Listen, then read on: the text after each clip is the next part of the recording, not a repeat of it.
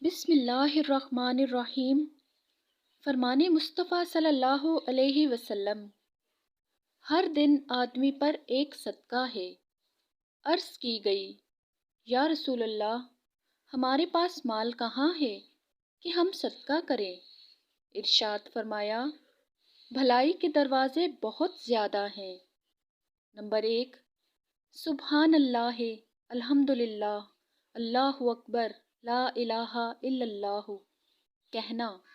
Number 2، نیکی کا حکم دینا۔ نمبر 3، برائی سے منع کرنا۔ نمبر 4، راستے سے تکلیف دہ چیز کو ہٹا دینا۔ نمبر 5، بہرے کو بلند آواز سے گفتگو کر کے سنانا۔ نمبر 6، اندھے کو راستہ بتانا۔